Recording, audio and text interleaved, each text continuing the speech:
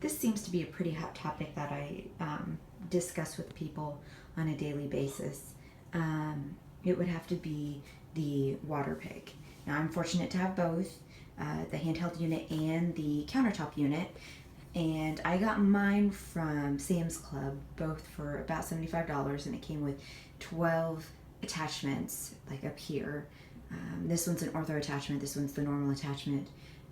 There is a perio attachment, which goes deeper into the pockets, a toothbrush attachment, a tongue cleaning attachment, and then a couple others. Now, my biggest push for water flossers or Waterpiks is the fact that they do a really good job of flushing out bacteria and plaque in between the teeth. So, I am a flosser. I try to floss every day, and I have many a times flossed, and then after I floss, came through with the Waterpik and flushed so much more out. Another thing that's nice is you can dilute mouthwash and put it in the Waterpik and flush your gums out that way. The handheld unit is nice because they usually are cheaper, $35, $40, depending on where you're at. But the downside is that the reservoir does not hold a lot. I think I can use one reservoir for one time, and then the reservoir on the countertop one, maybe 2 or 3 uses. I go through a lot of water.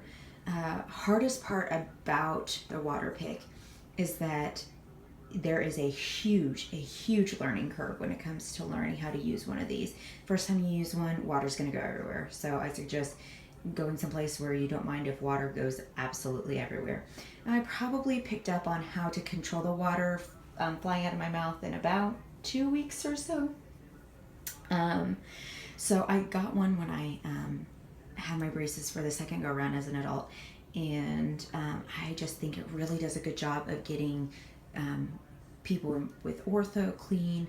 It also does a good job of just any person, such as myself. I currently am out of my braces, and I still like using it from time to time to flush stuff out. I have had food pack itself in my gums, and I've been able to flush it out before it got infected. And so it's really nice to be able to flush Listerine or Crest Health or any type of antimicrobial mouthwash into those areas, the sulcus of the tissues and stuff, or the pockets of the tissues.